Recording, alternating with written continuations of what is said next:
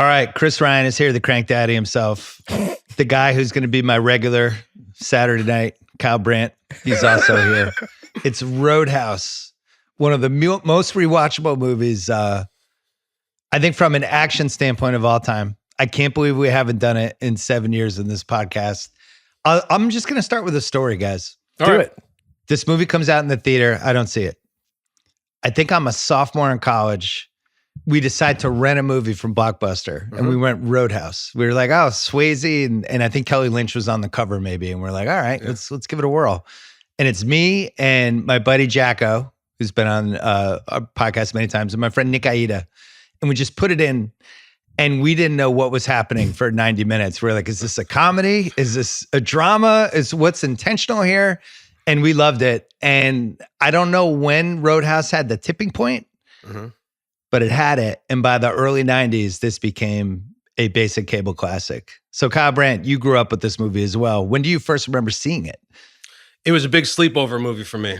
So same deal. You'd rent it and you'd pop it in. And, you know, I feel like I've seen the first half of this movie 58 times and I've seen the last half maybe 12 because we fall asleep and we just try to stay awake to the part where Dalton fights Jimmy, and inevitably you would taper off. But I think you're right on it. When we would watch it, it was like, Bill, it's an action movie that's funnier than 95% of comedies. And it's just, back in the 80s, God decided we needed 114 minutes of fighting, smoking, drinking, screwing, motorcycles, monster trucks, and it all needs to be directed by a guy named Rowdy. And this movie, there's movies that entertain me more. There's movies I like more. I don't know if there's a movie that makes me happier than Roadhouse.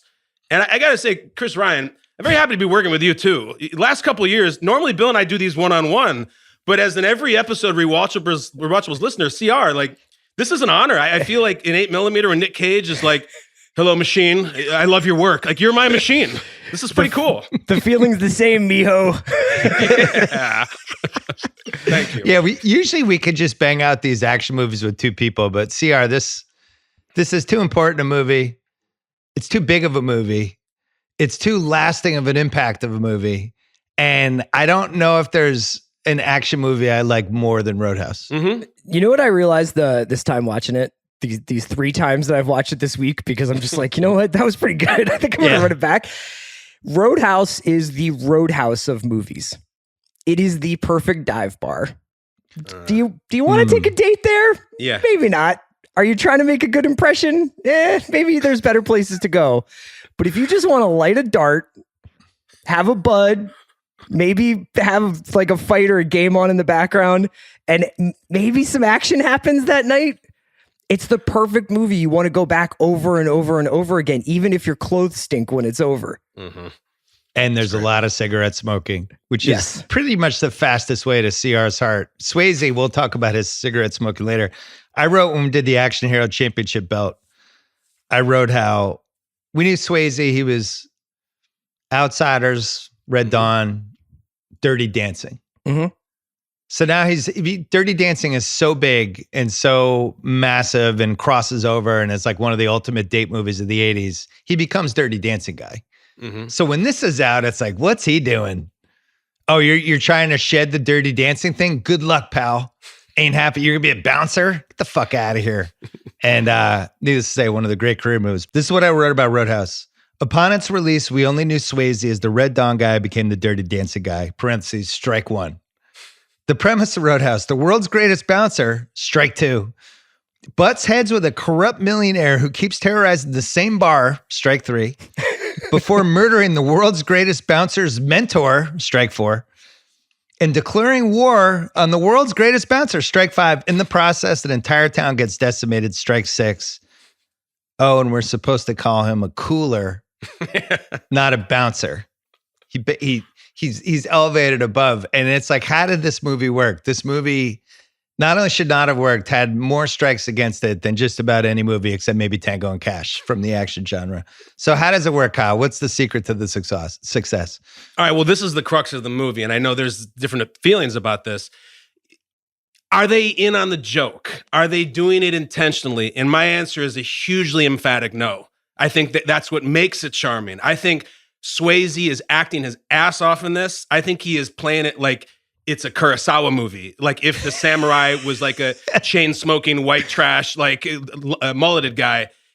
Even lines like they have just unbelievably terrible lines. Like when he says, "It's my way or the highway," like that's like what a lame gym teacher says. Everybody, but he is playing it as if he is doing Shakespeare. And the reason it works is because really good actors doing really serious work in a ridiculous premise that you just laid out with all the strikes. That's why it works. Yeah, that's the key, Kyle. It's also, this movie looks good. This was shot by Dean Cundey, who shot a bunch of early John Carpenter stuff.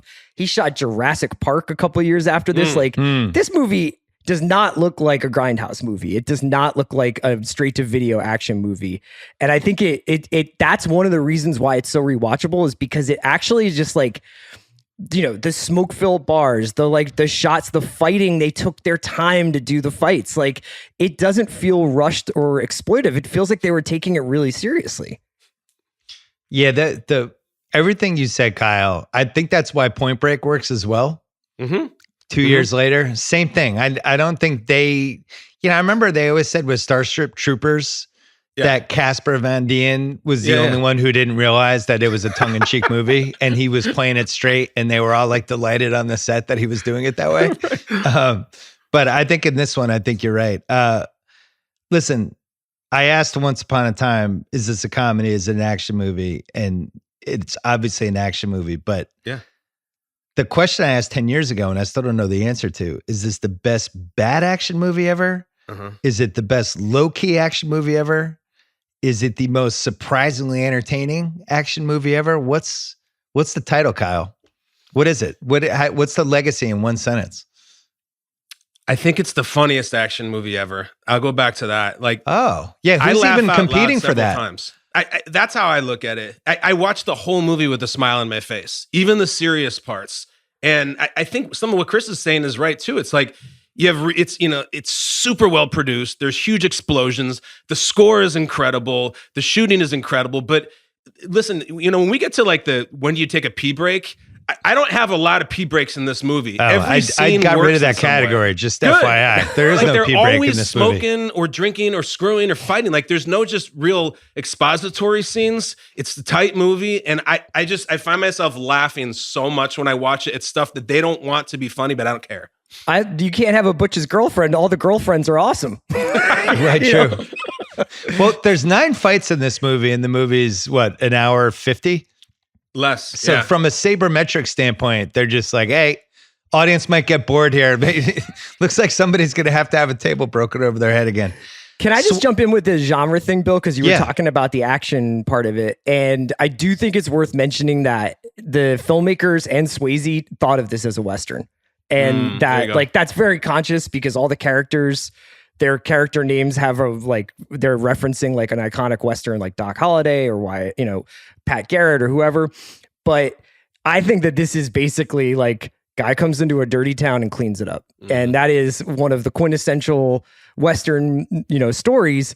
And if you combine that with a little bit of that like late 70s, early 80s, beginning of the real action genre, like a bit of Bronson, Chuck Norris stuff, but with this guy who is essentially a trained dancer, doing Tai Chi out by the riverbank. Yeah. I think part of the reason why it's so rewarding to go back to this movie is like, I had never seen anything like this before, and I'd never been in this world before. As a teenager, I mean, to say nothing of the glory of the female form that is shown in this film. Like I didn't know that bars like that existed. Like to me, the only bars I knew were the ones that were like in a hotel lobby or something like that. So this was my first exposure to the idea that all this crazy shit could happen in a bar. Well, it was also, and we've talked about this in some of the maybe less accomplished action movies Kyle and I have done. Sure. This is 89 is the peak. Hell yeah. This is it. We everything is building toward the end of the decade. All of our stars are in play. Yeah. Stallone's still humming. This is, I think, the same year as Tango and Cash, or it's right around there. Schwarzenegger's peak of his powers. Seagal has joined us. Bloodsport just came out. Van Damme is involved. He's in. Carl Weathers has made a run with Action Jackson. Yeah. Snipes is coming. Bruce Willis is here so with great. the Die Hard franchise. It's like when you look at NBA seasons, you're like, oh my God, 93. Mm-hmm. Holy shit. Look at all these it's right Hall before of Famers. Keanu. Yeah, right. Yeah. Keanu's coming in a second. It was an embarrassment of riches. But I think my favorite part of this whole era that we've talked about over and over again is not only people not being in on the joke, there's a lack of self-awareness. Mm-hmm. The Tai Chi scene, it just doesn't happen now. I know. Because somebody in the actors camp, somebody would have said, hey, Patrick. So I saw this in the script. They're going to cut this out and it's going to go on Twitter and people are going to make fun of you. Like, don't do this. Do something else. See if you can go back. Maybe play the guitar. If he did it now, it would just be meme to the bejesus, and it'd be him doing the Tai Chi, and it'd be like, when you get the kids to bed by 8 o'clock. It would be a constant joke. But the Tai Chi is a really important part of it, because to talk what CR was saying about it's a Western, it's a cowboy, but there's also like this Jedi part of him where he's spiritually in line. And like one of the parts where you just laugh out loud is when he's getting stitched up from a knife wound and says, I have a degree in philosophy. Like, what the fuck are you talking about, man? But that's Dalton. He's not just Charles Bronson. Like, he's Charles Bronson plus like a scholar who's cleaning up bars in Missouri. That's but it's also funny. It's also David Carradine from Kung Fu wandering the earth with his philosophy, but also like, solving crimes and cleaning places up. Well, he also is a voracious reader. That's right. Yes. What's that? Who's he reading there, CR? Jim Harrison. He's reading Legends of the Fall. Oh, do you want to do the Jim Harrison? Sure. Should we save it for later for half-assed research? Swayze's run here goes Outsiders, Grandview USA, which is a weirdly important C. Thomas Howell, Jamie Lee Curtis movie. Red Dawn, Youngblood. Really important Youngblood part. Like I don't think we've done Youngblood on the Rewatchables. That movie's elite.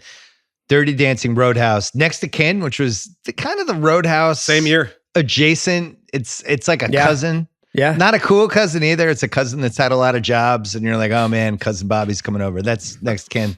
Liam Neeson's in it. Ghost, Point Break. And coming out of Ghost and Point Break, it felt like he was one of the 5 biggest male actors in the world. And then it just kind of, that was it. I don't know what happened, CR. What happened? Well, I think that he, as you can see from Roadhouse, and like I will always associate him with this 89 to like 93 period of going into and getting out of high school kind of. He had a look and he had a feel that was very late 80s and early 90s. And I don't know that necessarily transferred later than that. And then he tragically passed away younger than, we lost him way too early, and who knows what kind of work he had left in him. Bill, he only had he really only had 5 or 6 things that really hit. Yeah. But it's a testament to him that he had so few, and he's got things still that you could scan TikTok right now and still see him and Demi Moore with the clay, or the Roadhouse is like all over Family Guy. Like the 5 or 6 things that he did really, really work. And I hope that the Craigs and that the TikTokers know Patrick Swayze, because he was different. And you and I, when we talk about these action stars, we talk a lot about body types, and Stallone and Van Damme are all shredded. Swayze is 150 pounds. Maybe I thought you'd be bigger. Yeah. I thought you'd be bigger. Yeah. Yeah, that's the whole joke. And like, that's the joke about him as an action star. Even as Bodie, like just a surfer's body. It was big in 89 to be jacked and like have huge biceps, and he zagged and it worked for him. Yeah, it's interesting. I always find it fascinating to watch if you think of like actors on this highway, and you've got going one way is big jacked like action guys going towards acting, and on the other way it's actors going towards being big jacked action guys. And sometimes you just get something really special like Bruce Willis or like Patrick Swayze or like Keanu Reeves or Val Kilmer. Like, I never would have guessed in a million years that you would be in Die Hard or Roadhouse or Point Break, and here you fucking are. And that's like kind of like that's the best like moment in an action star's career, is that you're surprising me, but you are also incredibly believable at kicking ass. High approval rating with him in both sexes. Mm-hmm. Oh, yeah. Guys wanted to hang with him. Women liked him from Ghost to Dirty Dancing. I mean, he had about as much cachet in that demo as you can get. There's not really hard to think of other people who occupied that territory, somebody who could have been in a rom-com and Roadhouse. Because even you think about like Keanu, I think where he's probably struggled the most as an actor is anytime it's some sort of like love story, like the Lake House. Yeah, like those kind of movies. They've never hit. Bruce Willis, same thing. It's like, I don't want to see Bruce Willis in like a Julia Roberts comedy, but Swayze could kind of go between both worlds, which is why he was so interesting. He created a bunch of quirks for Dalton, which I'm just gonna read to you now. Doesn't fly, too dangerous. I like it. Just like Madden. Him, Madden, he had Tony the Dalton Kornheiser. Cruiser, actually. Yeah, people don't three know of the that. greats. Can stitch cuts himself. I don't know anyone who can do this, right? Mm-hmm. I don't know if you, as a bouncer, you learn to stitch cuts or it's just part of the process. Carries his medical records around with him. Saves time. Yeah. Don't know anyone who does this. Hall of Fame smoker. Go ahead. I don't want to go into this yet, CR. Kyle and I are just going to clear out. It's like we're on stage. I know. When the guitarist gets to come up and he's just working it, and the lead singer goes to get a drink. Doesn't need anesthetic. He's good. Now get that needle away from me. Pain don't hurt. Pain don't hurt. He drives an old Mercedes that he keeps under a cover. Yeah. That has 5,800 miles on it. It's not even like that crazy nice of a Mercedes, but this is like his baby for some reason. I mean, maybe it would have gone to the 70s. I have like 44 questions about this. That Mercedes is like practically a Saab. Like it's not even, it's a 4-year-old crappy Mercedes. He's like, that's my baby. Number 7, his mentor, Wade Garrett. Yeah. Can flirt with whoever he's dating. Sure. If you want to get super inappropriate, I'll just sit here and smoke my cigarette as you grind against the girl I'm interested in. That's Dr. Clay. Yeah. Outdoor shirtless Tai Chi. Yep. A staple. Doesn't flinch would be my number 9 Dalton quirk. This is the Kobe Bryant when Matt Barnes pretending to throw the ball at him and Kobe just stared at him. Swayze was always good with the posture of in doing the head turns, telling the bouncers just doing this way or whatever. But he was just like, I don't know. He'd be good on TV, Kyle. Like he'd be good on Good Morning America. His body would never, Good Morning Football. His body never would have moved, right? He'd just be in the set, good posture. Well, that's the dancing. He can sit in profile like I do and suck my gut in for 3 hours a day. He could do it effortlessly. Right. But he gets many flinch tests. Like there's a couple times Jimmy tries him and he holds himself and he has beautiful posture. And then the last one I had was, we mentioned it earlier, Big Jim Harrison reader. Yeah. Any other quirks or were those the Big 10? Just love that he calls coffee leaded or unleaded. Awesome. Good one. Kelly Lynch, whose run was 5 years and included Cocktail Roadhouse, Drugstore Cowboy, Curly Sue, and 3 of Hearts, which was actually a pretty good movie that's just been eliminated. I haven't seen that anywhere in 20 years. Had the big Sting song. Who else is in 3 of Hearts? Sherilyn Fenn and one of the Baldwins. Oh, right. It was one of the threesome movies. Yeah, that's a good one. I saw that Billy, one. You just sucked my battleship with Curly Sue. When I was watching Roadhouse on the sleepover, my little sister was watching Curly Sue. It's a rough one. Yeah, Curly Sue's not good, but I think it made a lot of money. But then she was another one. We talk about this sometimes in the Rewatchables. Like the leading actress, they have their 3, 4, 5 year run. They just get replaced. Yeah. It's like the assembly line comes in. It's like, oh, who's the next blonde? Well, the casting What If for this role too is just mind blowing. It's great. But she's good in this. And then the one, the only Brad Wesley. Come on. Played by Ben Gazzara. Let's go. Yeah. I would say the rarest of rare movie characters, the small town evil billionaire. It's an awesome You don't see it often, right, CR? Yeah. It's a hard one to pull off. Yeah. I think that they basically get away with a lot of plot hole stuff by just dismissing that he owns the cops. Yeah. So he's able to do stuff where you're just like, so there's just no municipal oversight whatsoever of this town. There are no except cops. for like a fire department sometimes. No. Yeah, but the idea of this guy, and you know what's really cool is like obviously Ben Gazzara is one of the great 1970s actors and is known so well from his work with John Cassavetes. And he loved this movie. He was like, this movie is like the thing that people come up to me and say they've seen. It's on all the time. I had a great time making it, and he imbues this character with just a few little details here and there. Whether it's like mentioning that he comes up from Chicago, so you get the idea that maybe he's like a Chicago mob guy who has come to Missouri to kind of like take over a town. And then also like his anger at Red about being a draft dodger, like little things like like a little like Republican war hawk guy. Right. It's just like that extra 5% that makes it like it makes it just like a better villain than you would normally get. Because he fought in Korea. He's on record as saying it. And I think when you watch him, it feels like he's having a good time making this movie. Like it feels like he's just cooking. It's like Nicholson in The Departed or something. It's just like he's just chewing up scenery with reckless abandon. I also just I watch him and I feel like the movie doesn't work without him. From the opening, Shaboom is such a funny scene and way to open up. I love that character. Yeah, the best action movie villains when we did our pantheon and we counted from level 1 to level 10 or whatever we did. Like the ones that are the best are the ones that understand what their job is and they're dining on it. They're like, this is great. For the record, number 1 was Passenger 57 and that 10 was Hans Gruber in Die Hard. Chris, do you think that when Gazzara showed up on set for Lebowski, did the Coen brothers say, just do Brad Wesley? We just want Wesley. Well, one of the things with him, he's a 2-time Emmy winner before he made this movie. He won 2 like real Emmys, like dramatic, whatever. So it's not like he was like a hack. He weaves between lanes and tries to drive people off the road. He hosts rowdy outdoor parties where he puts on a pink bathrobe and a cigar, and it's just like, go to town, everybody. Has a house with 2 pool tables in the living room. Yeah. Like even on Cribs, I don't remember seeing the double pool table. You just really never know when you might want to host a 9-ball tournament, though. You know? All right, you guys are on table 1. I'm going to be over here in table 2. And he genuinely believes everyone has a destiny. Oh, that's great. Brad Wesley. His linen game, you want to talk about that, Kyle, really quick? Yeah, I mean, listen, I know that Ace Rothstein is the standard for male wardrobe in a film, but like the Ben Gazzara, Brad Wesley outfit, we've gone through it. There's never mind Ken in the Barbie movie, like it is Brad Wesley, linen pants, linen shirt, leather vest, leather gloves. I mean, CR, be honest, are you influenced by the fashion of this movie? Are you wearing bladed cowboy boots right now?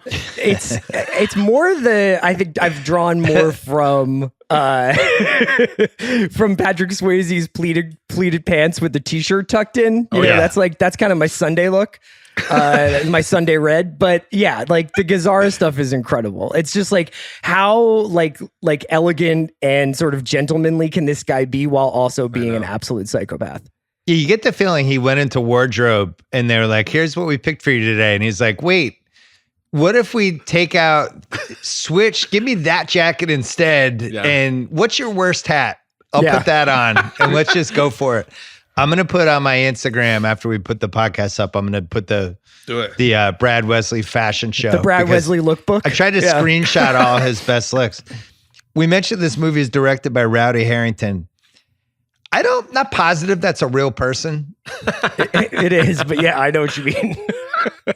Like if the director didn't want to take credit and they're like, what name do you want to use instead for Roadhouse? He'd be like, what about Rowdy Harrington? And they're like directors come up with porn names, like it's aliases. What's crazy about Rowdy Harrington is it's not, when you look it up, it's not, Michael quotes Rowdy Harrington. His name is literally Rowdy, and it's not short for anything. That's his name. And there's never been a better match of director's name and movie. It's amazing. No, I think you're right. This is number 1.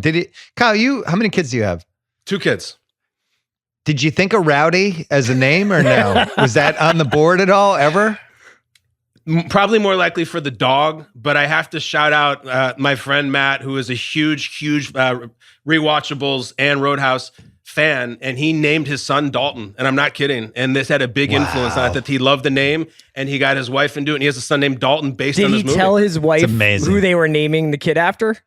I think she knew. Or was he just like, Dalton? What about Dalton? Like, am I crazy here? Yeah, it's very distinguished, like Timothy Dalton. It's like it's exactly. Bond. No. Dalton School. Dalton. We can get him in there, maybe. Yeah. No, I think they were all in.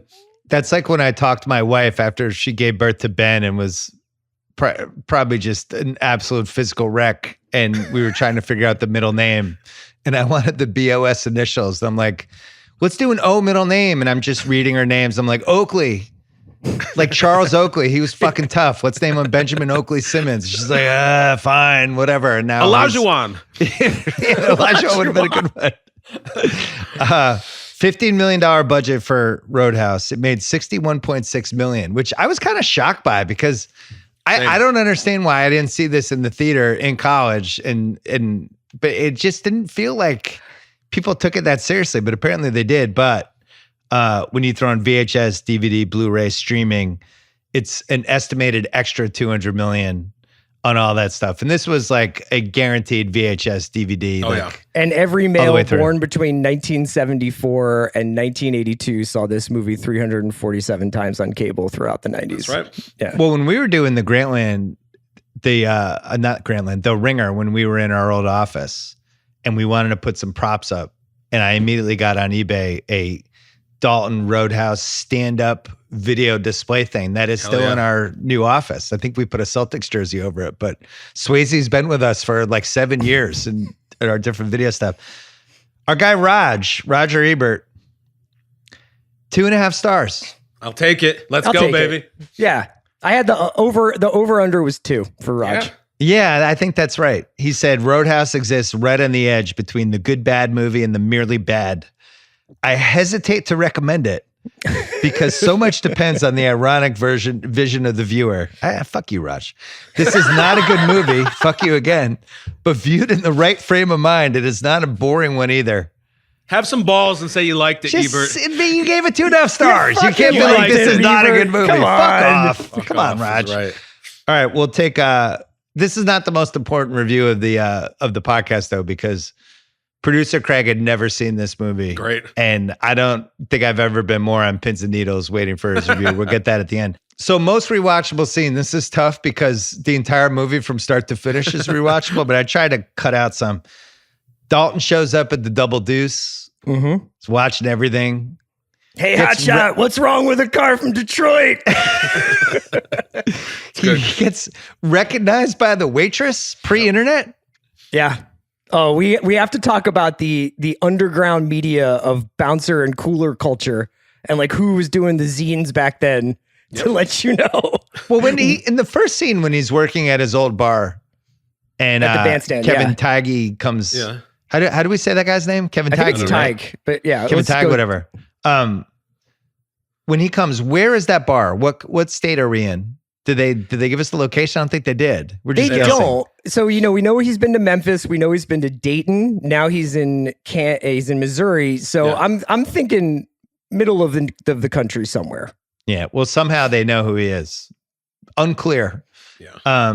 We get the first. I thought he'd be bigger, and then we get it's the second. They know who he is based on first name alone. It's like Kobe. They're like it's Dalton. Yeah. Right. I could see this in 2024, but not in 1989. Yeah. And then Kyle, we get a bar brawl over a $20 breast feel, which I think was the first time that's happened in a movie, right? Yeah, that scene feels like we're watching a crime be committed. Like that is such a strange. Remember when we talked about Under Siege, where Seagal plants one on her at the end and says, "Here's a move," and like, wow, is that even legal? The $10 per kiss, where he just fondles her and then gets punched. Yeah. God, that's a disgusting scene, but I loved it when I was 12. According to IMDb, those characters are named the well-endowed wife and sharing husband. It's a good spin for his name. I think that's actually a Philip Roth novel, too. Swayze's great in this scene. Something about him surveying the room. Yeah. I'm trying to think who's been better at it. I mean, Daniel Craig, Bond, I thought you were going to say Daniel Day-Lewis. Daniel Day-Lewis, Laurence Olivier, Swayze. But a lot of this movie is Swayze just standing there at a bar watching. And that's the performance. Like he's got the charisma to hold the camera, as they say, and it works. Next rule, this is when Dalton, he fires Terry Funk. He fires the drug dealing bartender, and he lays down his 3 rules. Yeah. It's 3 simple rules, Chris. Never underestimate your opponent and expect the unexpected. Part of the same rule. I feel like you could have split those up necessarily, Maybe it's 4 rules, yeah. Take it outside. Never start anything inside the bar unless it's absolutely necessary. I think that's a good rule, actually. And then be nice. I want you to be nice until it's time not to be nice, which leads to, we get a definition for the word cocksucker. It's 2 nouns. Being called a cocksucker isn't personal. No, it's 2 nouns combined to elicit a prescribed response. I need to tell this to my son as he plays contact sports. It's like, hey, 2 nouns. Listen to prescribed response. Hey, but Bill, let me ask you something. What if somebody calls my mama a whore? Is she? Is she? Owned. Mic drop. Oh. I love that part. There is a really good extra wrinkle to this opening coach's pregame speech that he does, though, where he says people who want to have a good time won't come to a slaughterhouse. And we've got entirely too many troublemakers here, too many 40-year-old adolescents, felons, power drinkers, and trustees of modern chemistry. And it's so good because you're like, wait, Dalton's read a book. Like Dalton is talking about trustees of modern chemistry. He's like, he's got a little bit of like, like he could be a pirate radio DJ on Pump Up the Volume or something. Like he can monologue a little bit. I think that came out the same year as this too, didn't it? Or close? Close too, yeah. How far could Dalton have gone? Like if he was just typing in one scene and he was working on the Great American Novel, would you have bought it? Hell yeah. He was like, oh yeah, all right. He's on chapter 3. He might be able to figure this thing out. It's about a bouncer who may or may not have committed a murder. Next scene. Dalton beats up the old bartender and his buddies and then goes to get stitched up from Dr. Kelly Lynch. Do you enjoy this? If you really watch this carefully, and I've seen Roadhouse, God only knows so many times that the dialogue of this, the mating ritual of the dialogue, I think every sentence is between 2 and 5 words. It just kind of goes back and forth. I don't know what it would look like on a script. But it's just that nobody's saying anything longer, and they're just like checking each other out and kind of circling each other. And we get the, do you enjoy pain? Pain don't hurt. Do you ever win a fight? Nobody ever wins a fight. It's just it's just like it's like David Mamet kind of dialogue, Kyle.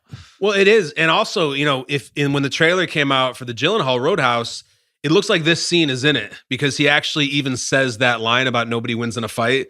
So I'm interested to see how much they take of it. I remember watching this movie once in college, and we were like in this giant apartment, and there was a bunch of guys and girls. And this scene, every line, everybody laughed. Like just laughed when he says pain don't hurt, laughed when he says philosophy, and then when he says nobody wins in a fight, you're like, ooh. Yeah. But Swayze's dead serious as always. Bill, do you think David Mamet was sitting on his Pulitzer from Glengarry and watched this movie and was like, man, I got to up my game. I got to up it. I got to step it up a tiny bit. Well, when I watched this with my buddy from college, Nick Aida, this scene happens and Nick Aida screams out, "You don't pick up a girl who just put staples in your side." That was the actual quote, which we thought was hilarious. And I wrote it down, and it became like one of my favorite quotes because it's true. That's probably not somebody you should meet. Shout out to Nick. Next scene. Brad Wesley's crew comes for revenge. This is the right boot scene. Oh, okay. Mm-hmm. You're not slipping that by Swayze. He's gonna look. He's gonna up and down you. He catches it from across the room. Yeah. This includes "You're too stupid to have a good time" and "Biggest guy in the world, you smash his D, drops like a stone." I still feel like that's pretty good life advice. It's great life advice. Bill, if I was out on the road somewhere and I wanted to go to a bar where I was unfamiliar with the territory and the people, and I wanted to get a hold of some bladed boots, like what is the market for getting a blade? Can you go to Zappos and search those? Like, how do I get that? Can you get that at an Army Navy surplus store? I don't know. I was thinking custom made, but yeah, you're right. Maybe, I don't know, maybe search online. And what is like the TSA policy towards bladed boots? Like, is that a no-fly list kind of thing? No, okay. No way. What if what if you were like, these boots are my service animal? Like, they're my comfort blade. Yeah. Well, the blade's just always out, right? Always. It's tipped out. There's no way to you can't touch the shoe and make the blade recede into Cyborg, the shoe. Van Damme has a retractable blade in his boot, but that's a different deal. This one is just out, unapologetically hanging out, ready to gash somebody. It's aggressive. Wade Garrett saves Dalton from getting beaten up by 4 guys, then flirts and dances with his girlfriend for the rest of the night is my next rewatchable scene. Dalton has a Drambuie bottle broken over his head. Yep. And is just taking body blows from Terry Funk for at least 3 minutes. and then Wade Garrett shows up and they fight him out, and it's like, hey, let's go get a beer. It's like, do you need medical attention? What just happened? He's fine. Dalton's always fine no matter what happens to him in these fights. But this is our big Wade Garrett. This is now we have 2 welterweights trying to take on everybody in the town. Also, I think it's Apex Mountain for Drambuie. Not a really popular spirit. Anybody like a rusty nail? You need some Drambuie. And there were cases and cases of it. So much Drambuie coming to the deuce. Is it Drambuie or Drambuie? I don't know. Honestly, the first time I ever heard of it. Yeah. Yeah. It's in classic bars. I want to say it's Italian. All right. Well, now we're really getting into the big ones. Brad Wesley's blonde friend does Denise. a long striptease to Jeff Healey singing "I'm a Hoochie Coochie Man." Play something, Elvis. We do get some nudity at the end. Swayze seems like he's enjoying it. Yeah. But then does that, if you're gonna have a pet, keep it on a leash. Tough moment after that. I thought she put a lot on that performance. I thought that hurt Denise's feelings. Yeah. And then Jimmy Reno comes in. Yep. And to say that he owns the next 2 minutes of this movie would be a massive understatement. Kyle, what's your relationship with Jimmy Reno? Well, I have to recuse myself in part from this because I have some big takes on it coming up later. Okay, fair. But I have strong feelings on Jimmy Reno. Okay. CR? You want to test drive any early Jimmy Reno takes or no? I'll just say that him with the pool cue emerging there, I know we've gotten glimpses of him before in the movie, but this introductory scene is like some real guy coming out of the bullpen to fucking enter Sandman. He's wearing a necklace. It's like a shark tooth necklace. Yeah, right. Great. Marshall Teague plays this guy, and it's fucking on. Because so far you're like, oh, Brad Wesley's guys are like O'Connor and John Doe. They're dipshits. They're dipshits. You're like, oh, he's gonna be able to figure this out in a week and a half. Yeah. And then Jimmy shows up, and you're like, so who hired the Navy SEAL to be here? It's crazy. It's kind of crazy that he didn't become a bigger star, Marshall Teague, but he's carrying himself.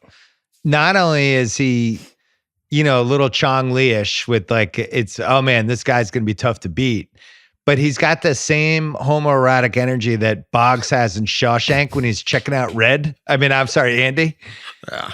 And it's just like, whoa, what's going on with this guy? Anybody get to you yet? Yeah. He's got that vibe. He's just intense. So not only are you worried about Swayze, you're worried about Swayze. Yeah. But when he does the 360 flip, I think Jimmy might have fucked Boggs in prison too. It might happen. He does the pole vault with a pool cue over the big over heavy a sprawled out fat guy. Yeah. Yeah. And I think the Chong Li thing is apropos. It also feels a little bit like the glass breaks and Stone Cold comes out. It's on now. To Chris's point, the jobbers have already had their ass kicked in 4 different scenes. Get Jimmy in here. He also does a great which I think is a staple of these action movies with the villains. Yes, where there's the points. Yes. And the super intense crazy eyes. That scene's incredible. It is. It's 4 or 5 minutes. It's just, and then Brad Wesley ends all of it by just shooting a gun in the air. It's great ending. Which anytime that happens in a movie, the bullet never ricochets around and hits anybody. It's just, it's fun. All right. I got 2 scenes left and then you guys can throw in ones. I just wrote Dalton versus Jimmy. Yeah. Lines are crossed here. What's the name of the guy where at Dalton's he's renting the place from? Emmett? Emmett. So Emmett's place gets set on fire. Yeah. Jimmy drives away on a motorcycle, but not before stopping and doing an all-time Austin Powers evil laugh. Where it's oh yeah. We get some outdoor karate. We get I used to fuck guys like you in prison. One of the great lines in the history of action movies.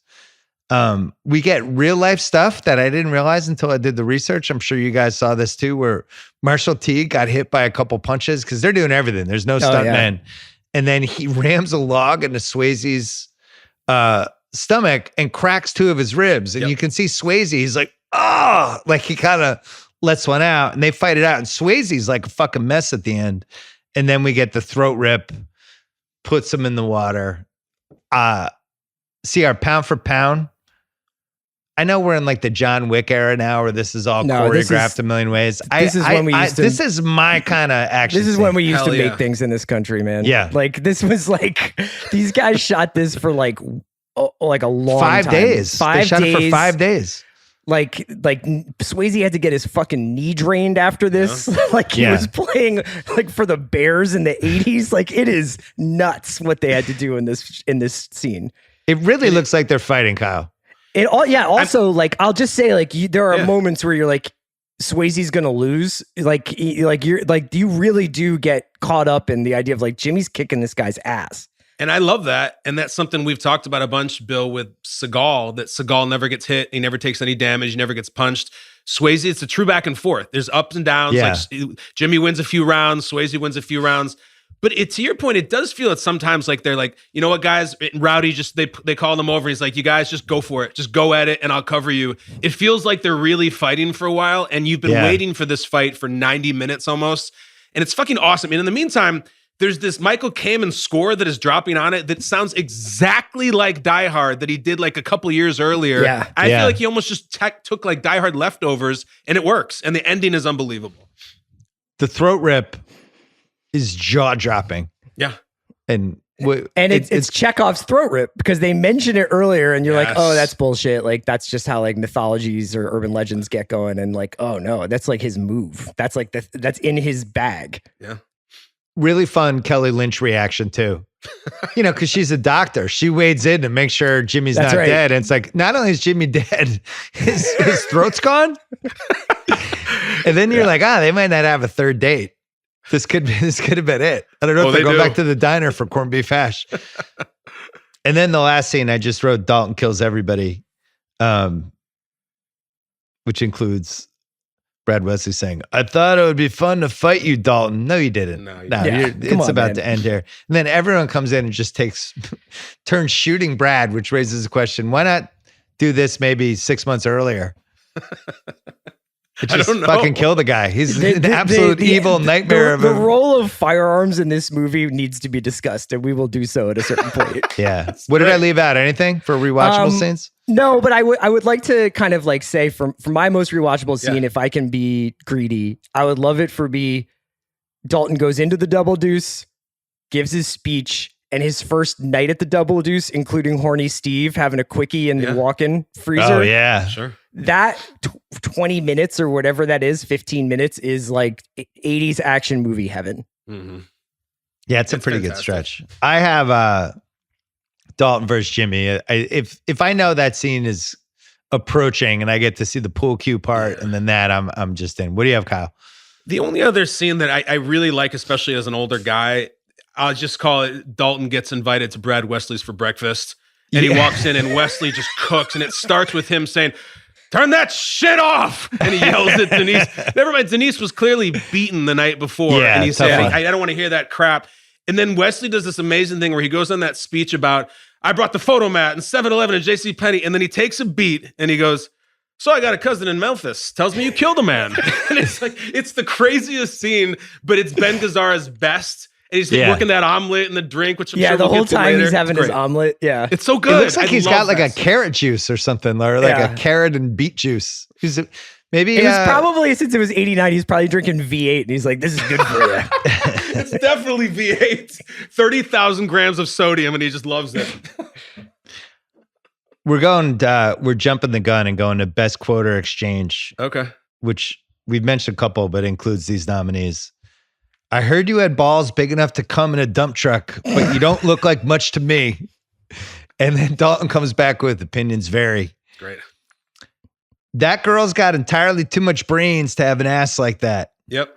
These are like real things somebody typed on a typewriter. Yes. When a man sticks a gun in your face, you have two choices. You can die or you can kill a motherfucker.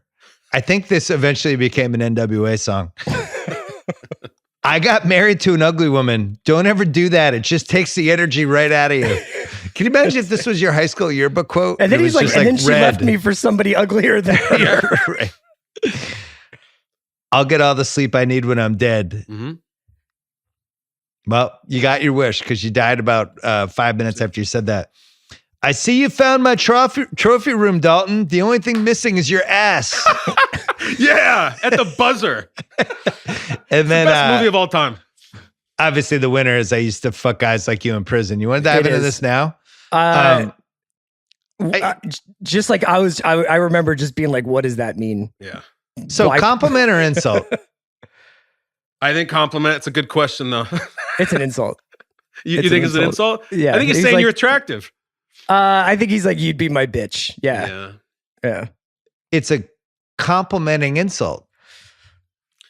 I remember at Mike Tyson and Lennox Lewis had the meltdown at the press conference, and Tyson yells at someone, "I'll fuck you till you love me."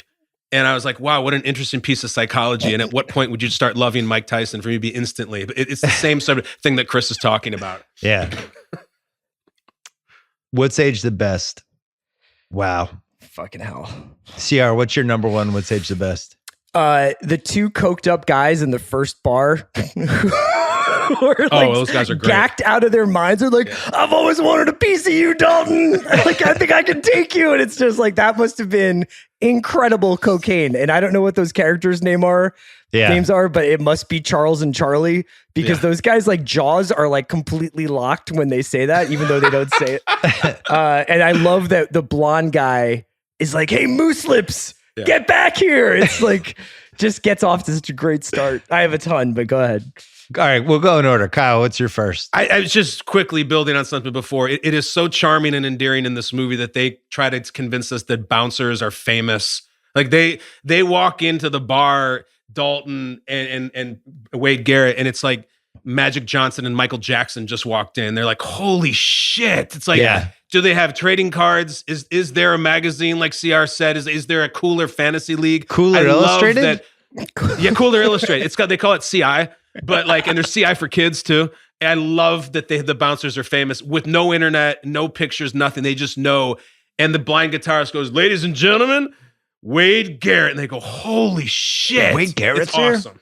Yeah. Great name. I think it's also just like, first of all, CI is a great idea, Kyle. Like I volunteer to write the 10 ways to spot a shoe blade from across the room. That's great. Can there be a little poster in it too? But it's also like, Bill, you worked at a bar. Did like at any point, at any time during working at a bar, did you know of any legendary other person who worked at a bar? No, I only remember the name of two bouncers like in my entire life. Yeah. It's they're usually not personalities, but I guess the difference here is they were coolers. When I was writing for Page 2 in the early 2000s, I was trying to get it going where we called the guy who's not the closer in baseball, the seventh, eighth inning guys, which now are really called like the eighth inning guys. The setup and I was like, guys, those guys should be called the coolers. Like they're coming in, they're cooling it, and then the closer comes in and closes. Let's call him cooler. I still feel like I was right, but nobody listened to me. My number one, what's age the best? Well, I have a tie. It's a 1A, 1B. Bands playing in cages. Awesome. Fuck yes. Blues Brothers, most famously, but just in general, it's a pretty lit fucking place if the band's in a cage. Honestly, more bands should be like, tonight, fucking cage match. Like, we're in the cage. We dare you to try and get in. Like, and then the other one I had that's right up there too, and this is an action movie trope, but I need the best. Mm-hmm. Who's the best? This is something, I don't know who did it first, but Roadhouse, I think, popularized it. And then it became a thing all the way through, like when Shooter with Mark Wahlberg came out, which we did on the pod a while ago. But it's like, who's the best? Hey, we got to get Shooter. Yeah. Swayze just being the best, and this guy in Jasper, Missouri, intuitively knowing I've got to get the best. Well, there's this guy. He's in like outside of Chicago, but he's the best. And then that's it. But that's like the premise of 50% of the good action movies, right? Yeah, it's like, who's the cooler guy? Who's the bigger enforcer? I mean, this came up in Cliffhanger a little bit, where Stallone was the best mountain climber, but the other guy's getting a little older. It's like they're the Padawan, like the Qui-Gon and the Obi-Wan, and that's the case here. Like Every Which Way But Loose, Clint Eastwood was the best, like bare knuckle. Everyone knew who Philo Beto was. It's like, oh yeah, Philo's in town. CR, give me another one.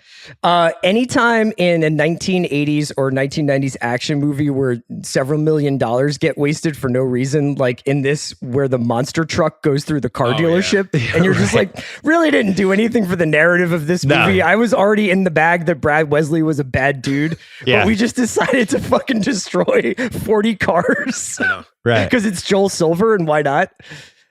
Chris, we've always felt that way, that seems so gratuitous, that like the point is made. You have all the male toys and beers and women, and like, let's fuck it. Joel Silver said, let's put a monster truck in there. And it's Bigfoot too, like the famous monster truck. Let's just smash some shit. I don't know if I need that scene, but it's badass. I want to say there weren't a lot of monster truck movie scenes at that point in time. I don't want to say this was the first one, but it's kind of the first wave of them. I can't think of many.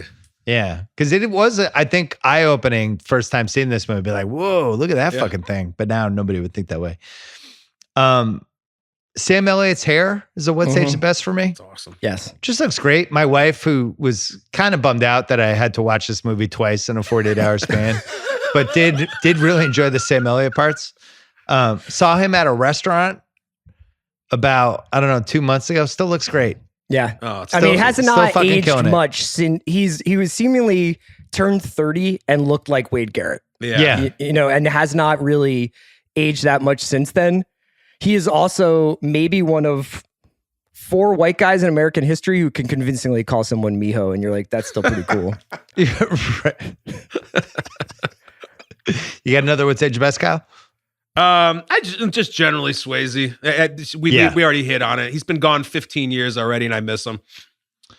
Kevin Feige, however you say his name. Yeah.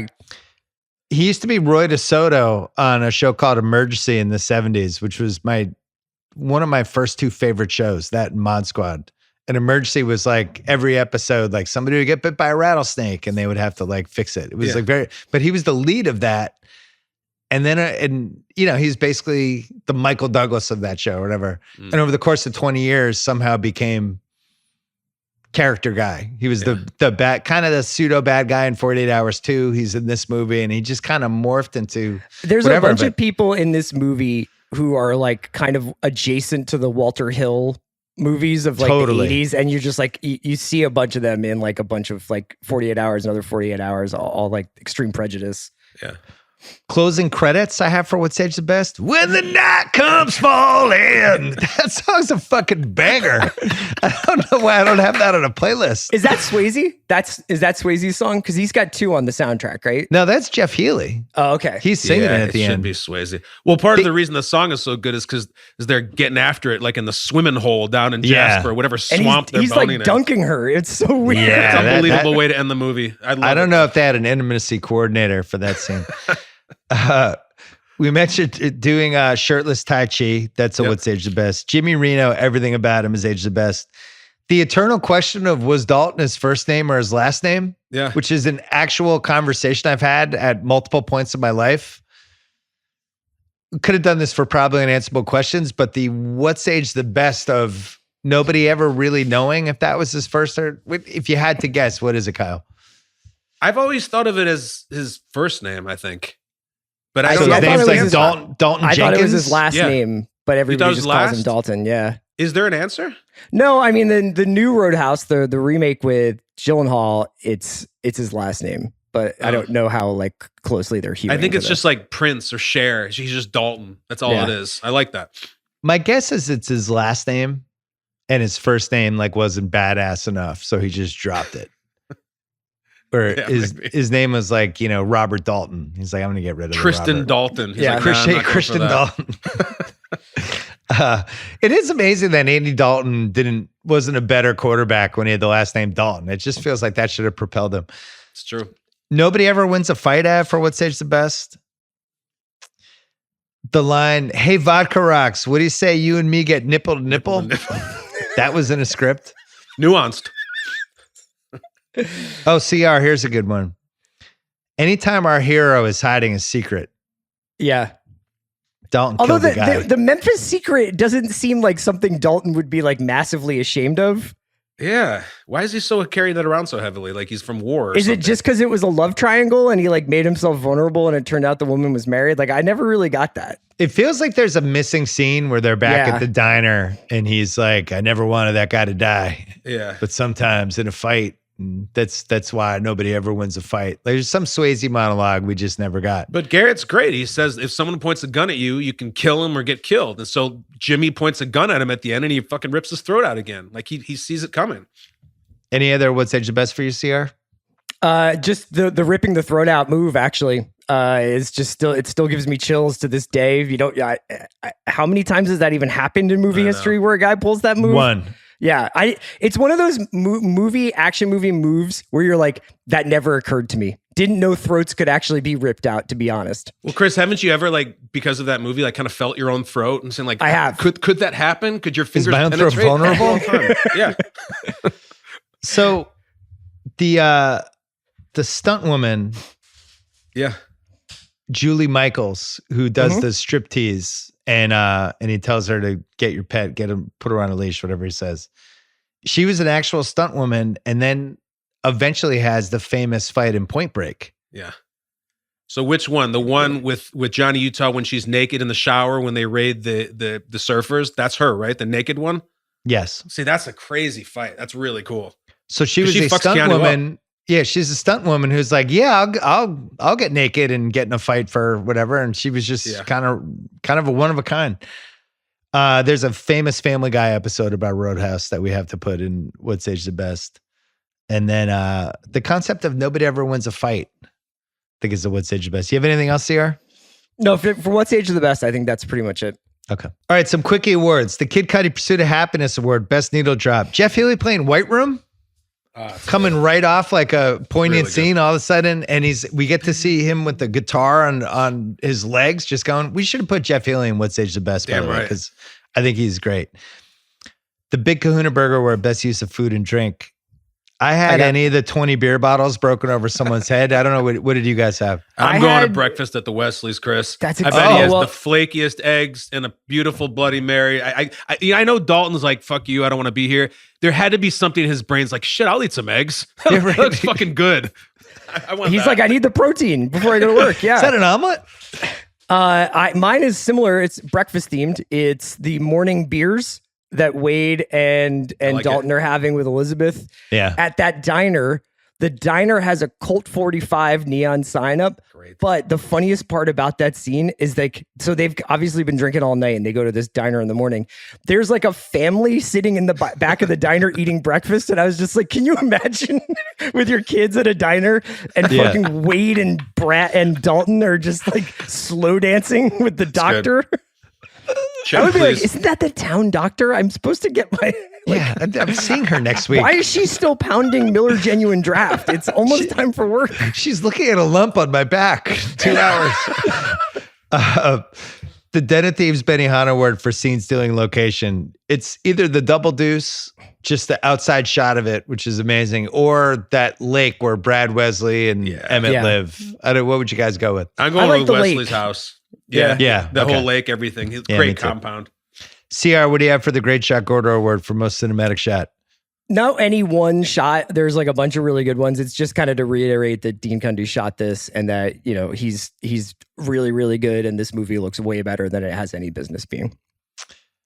Well, we rarely get to give out these two awards. The Vincent Chase Award. Are we sure this character was actually good at his job? Wade Garrett, like, God damn it, Bill. That's exactly right. He's 138 pounds. Little 44. Clay Thompson-y. What is his fighting style, Kyle? Like it's just 1920s boxing. Punches. He just takes big punches and then just throws giant telegraphed roundhouses. Terrible. I think that Wade on any given night can get hot. I think he can put together like Klay Thompson style. A nice Wednesday night. Ooh, like league pass alert. Wade Garrett's beating the shit out of a guy. But I think one of the things that you could make an argument is that Wade makes Dalton a little bit weaker because it makes him more emotionally vulnerable to have Wade around. Definitely. That's a good point. But Wade doesn't really win that many fights. You know what it's like, CR? It's Chris and Neil McCauley. Yes. He should be able to walk away from anything in 30 seconds. He really likes Chris. Bill, did you see the Twitter video of Austin Butler practicing firearms at a gun range and everybody thinks it's because he's going to play Chris in Heat 2? Oh, fucking awesome. Come on. Yeah. Oh my God. Do you like that, CR? After Ferrari, I'm not sure I want Miami Vice or Heat 2. It might be time. Okay. I'm coming back around on it. He seemed very committed to it. We never get to give out this award. The Elizabeth Shue as an Oxford Electrochemist Award rarely gets given out. Goes to Kelly Lynch as the smoking hot ER doctor with an old school red Wrangler. Fucking A. This person does not exist. I know. And I love that we're referencing Elizabeth Shue and her mastering of cold fusion for Val Kilmer. Yeah. It's a great category. The Kelly Lynch, wildly improbable small town, 10 out of 10 statuesque doctor. Single, doesn't appear to have any baggage. She was in a relationship once, didn't work out. But there's like a Brad Wesley kind of liked her, but we don't even know if there was reciprocation. She was with Brad and left town to get away from him. You think they were in a relationship? No, I don't. I think he was probably getting creepy with her, and she got a little scared of him. He kept showing up at the emergency room to have moles checked out with 5 guys in a monster truck. The Butch's Girlfriend Award for weak link of the film. We already talked about it. There's just no police in this town. They have a massive fire department. Yeah. There's no police anywhere, and you're just supposed to overlook this. Unless I don't see how that's not the Butch's Girlfriend, unless you guys have another candidate. No, I mean, this is like my hugest picking nit is just like the lack of any kind of like cursory law enforcement showing up to any of these fights anywhere. Well, that idiot shows up at the end and goes, "Now what the hell happened here?" And it's like the county sheriff, and like Jimmy's throatless body is still floating in the pond. There's 5 guys shotgunned to death. Like, birds are eating Jimmy's body. They are. How much would it cost to just buy off a police department? That's a great question. Is there like what's the price? Is it like $100K a year you get everybody? Don't get any ideas. $500K? I'm just curious. All right, what's age the worst? My number one. Why doesn't Dalton kill Brad Wesley? He's ripped the guy's throat out 3 days earlier. He's already killed multiple people. Because of what Elizabeth says to him. Of like, if you're here to protect us from Brad, who protects us from you? So if he turns into the thing that he's fighting, he will be seen by her and the town as like just as bad. I just disagree with the logic. I agree with you. I'm just saying that their fight is actually, it sets up the last confrontation pretty well, because she's just like, you're the thing that we should be worried about. Like, you think you can just go around kicking everybody's ass because you don't like the way things are working. There's that scene in the X-ray room where it gets pretty heated. He gets a little handsy, and she's letting him like, "You're just as bad as he is." It's good. It's a good point, Sierra. Thoughtful. Thank you. What's age the worst? The haircuts? Yeah, but not sure cool. Any of those have come back, even though I loved them at the time. Sam Elliott's pubes I had as a what's age the worst. Not sure I needed to see a couple of those. Hey, Bill, I had that as Great Shot Gordo, so speak for yourself. That's right. 50% of the screen is his pubic hair. So you're not turning the screen. Imagine on a 50-foot screen. Jesus. What do you have, Kyle? All right, what's age the worst? We spend most of the movie in bars and roadhouses, and there's never any televisions showing any sports whatsoever. Sports at all. And let's just think about this. It's 1989. We're outside of Kansas City. The Royals have a center fielder named Bo Jackson, who is the biggest thing in all of sports and is running back for the Raiders. I never see a Royals highlight. In the meantime, the Chiefs just hired Schottenheimer from the Browns. We got Derek Thomas. We got Christian Okoye. Kansas City sports are big right now, and in all of these bars, not a single so much as like a local sports team covering Brett Saberhagen or anything like that. It's jarringly missing. These people need sports. Honestly, it's what would have brought this town together. It's like Brad Wesley coming over to Reds, and Red's like, "Jesus Christ, you see Saberhagen last night? That guy was dealing." When did the Royals, they won? When did Saberhagen win? It wasn't 89, but it was around 89. This time. Yeah, that's a great point. And the Chiefs, Montana's about to show up at the Chiefs like 2 years later. Yeah. Well, they're about to go on a run. They're in the playoffs every single year. They got great Hall of Fame players. Like, it's a big Chiefs time. It's about to happen. Sucks. Need it. More would say the worst for me. The theme song that we get for the opening credits. Don't throw stones by the Cruzados. Yeah. It's Cruzados really, show up in From Dusk Till Dawn. They do. They play that bar, the Listen, Titty Twister. it's fine. It's like a C+, but then we get the closing credits. Where the night comes falling. It's just like, there's no contest. What do you have, CR? I just think that the Jimmy fight is it's a much better denouement for the climax for the movie than the Wesley fight.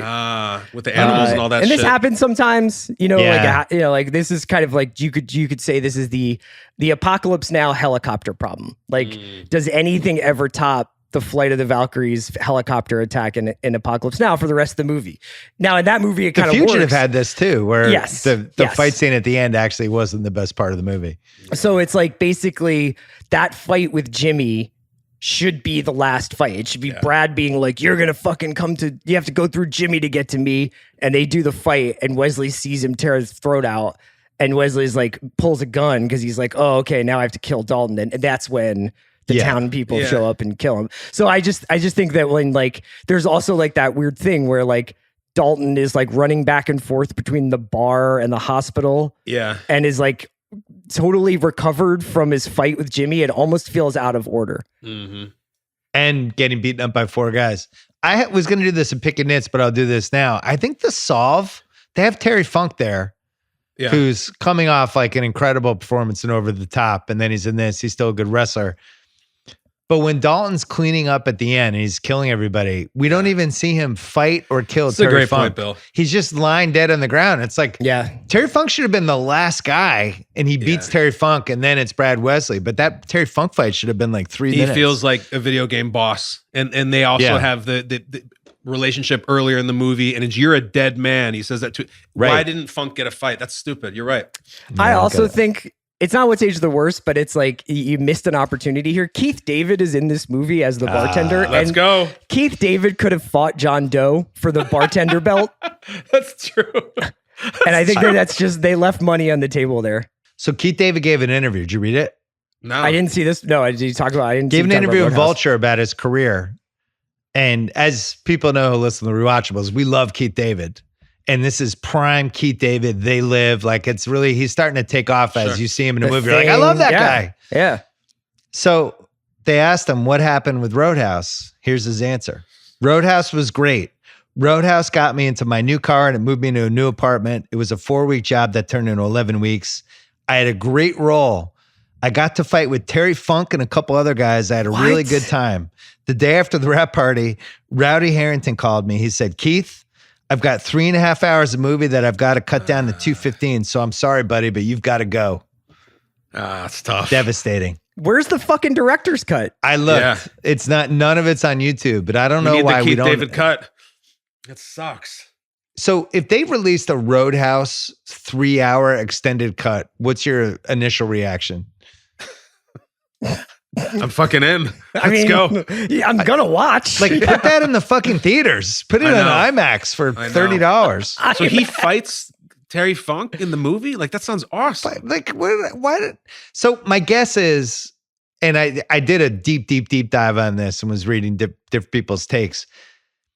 So Dalton's cleaning house, right? New bartender. Yeah. And he was named Ernie, so they gave him a name. And I guess Ernie was like trying to clean up the bar side. Yeah. And Rowdy Harrington's like, we're good. We don't need it. Sucks. More would say it's the worst. The lip syncing by the waitress singing with the Healy band is That's just an annoying brutal. That's just like brutal 1980s stuff. Can you really rent a lakeside barn loft for $100 a month? That's a great question. No AC in the summer though, and it stinks of horse shit. So yeah. Maybe. Chris, I was so triggered by the no AC. It bothers me for the whole movie this time around. Now that we're an adult, like, I need AC. It must be so hot. He's also rocking jeans with no underwear. Yeah. Yeah, it's a clam bake down there. Another would say the worst. I just don't like when Brad Wesley kicks the crap out of the one guy in his crew and the other guys. I'm sorry, boss. I'm sorry, boss. Get this piece of shit coward out of here. And then we see him one scene later. Nothing really happens.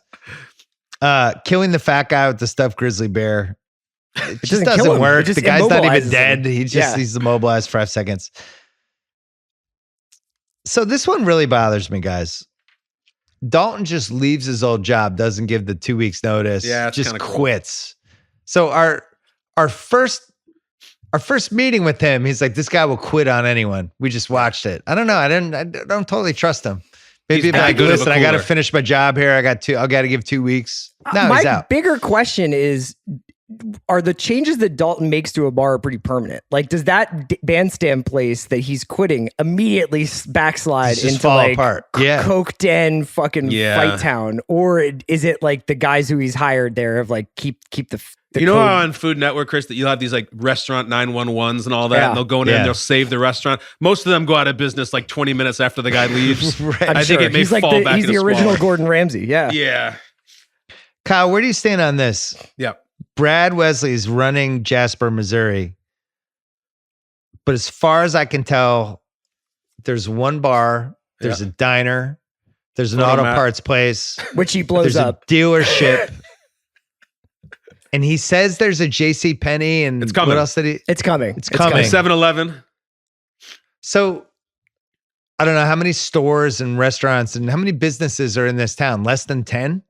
Yeah, and like Chris says, he blows up 2 of them, I think. Yeah. So he runs the town, yeah, but yet doesn't seem to own anything in the town, even though he's a billionaire who flies around in a helicopter. Why doesn't he own more stuff? I'm going to guess that there's a steakhouse. It's where Brad goes on Friday nights. Brad Wesley Steakhouse. And I think that they probably do a nice chop there. You know, like you can go and maybe there's Is there a coffee player. place in Jasper, Missouri? Like no, because I think people went to diners. I mean, you hear Dalton, he's calling it leaded or unleaded. They're not making cortados. Is there a for Blockbuster? No, porno video though. Maybe is there an adult bookstore? Like maybe out on the highway. Yeah. Was there a little downtown stretch? Was there like an ice cream store? Where did people get ice cream in Jasper, Missouri? I don't know. I think there's an ice cream parlor. I don't even know what his money is from. They don't really get into it. I think it's the Chicago mob, but who knows? Yeah. Okay. All right. The last one Sage the Worst I have is Roadhouse 2 with Jake Busey, which we've all agreed just didn't happen. Fuck off. Yeah, it's Jake Busey or Jake Gyllenhaal? Busey. Jake Busey. Oh, Busey. Okay. They made a remake, or a sequel. The fact that they blew the sequel piece of this really is frustrating. Any other What's Age Worse for you, CR? I think that like personal injury lawyers would probably put coolers into extinction now, right? Like, so like just the idea of just you might get your fucking head knocked off if you push it like around in a bar. Like, I think it's a lot more like litigious now. So I think that's probably caused the cooler to be a rarer thing. But you know, some of our more bar friendly people can tell me if I'm wrong. Was there a better title for this movie?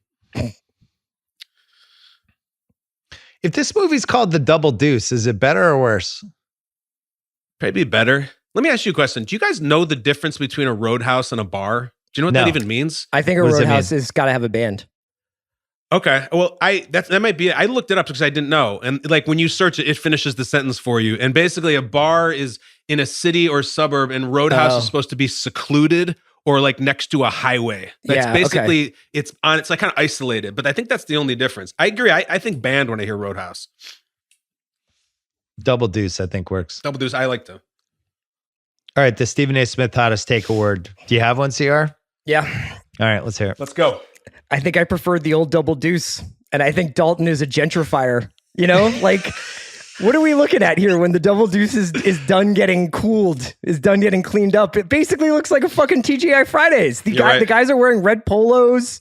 Everything's clean. You can't get into trouble. It's like, you know, like we've got Jeff Healey and the waitress are singing 60s soul songs. It's the kind of place you might even take your family at like 5 o'clock for like, you know, there's probably an arcade in the back soon. Kids start coming to Double Deuce. What are we going to have a fucking ball pit soon? Like, come on. The Double Deuce is like what this country was built on. There's sawdust on the ground. There's blood dripping from people's noses. Great. Everyone's on coke. Everyone's got a switchblade. That's what we want, you know? That's great call, Sarah. Chris, I think that at one point, once they go to the Color Rush bouncer shirt, I think also they have like a synchronized birthday song that they sing for people at the Double Deuce. You know what I mean? That type of shit. You're right. It's a great birthday, take. Yeah, they turn into Coyote Ugly. Yeah. Have a double happy birthday from the Double Deuce, and they blow out the candle. Fuck that. You're right. Great call. Do you have one, Kyle? I do. Yeah. We mentioned this earlier.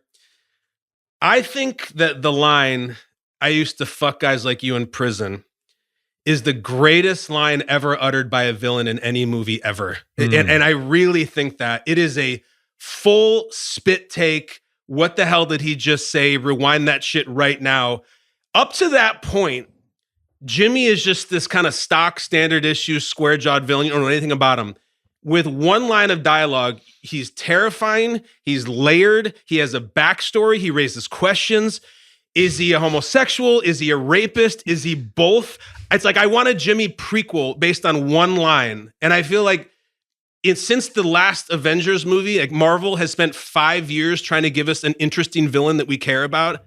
And this movie did it in 9 words. I love it. And it's not it's guys in prison. He was serial. He did this for a long time. He was like Schillinger and Oz. Oh my God. He just would go for it. Oh no, Jimmy's coming. It's also maybe the best Don't single shower, line of Jimmy's shit talking I've coming ever in. heard. Yes. Yeah. Can you imagine? Let's think about this. We've seen guys in sports, like in the NFL, who go to prison and then come back. Usually they become Eagles, Chris. When they can you imagine if somebody said that on the field and it was like, NFL presents mic'd up, and some guy said to another player, like after he throws for a first down, I used to fuck guys like you in prison. It would blow up the world. It is an incredible incendiary Somehow I don't dialogue. think it would make it to mic'd up. You don't think they would let it in? NFL Films presents mic'd up. It's just an outstanding line. I'll never forget it. I couldn't agree more, and I couldn't agree more that the Jimmy Reno prequel would have been incredible. Oh my God. Jimmy Reno as shot caller. See, are you in?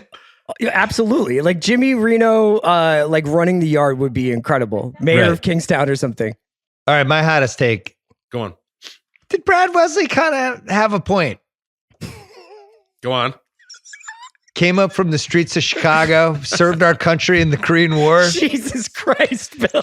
He brought a 7-Eleven to Jasper, a PhotoSmart, a JCPenney. He's just trying to make this town a real town. Without Brad Wesley, they wouldn't have had any of this shit. They're just in the middle of nowhere. Yeah, but he's taking a piece from like Red and Emmett. He's like, he's taking a piece of a town he created, Chris. That's right.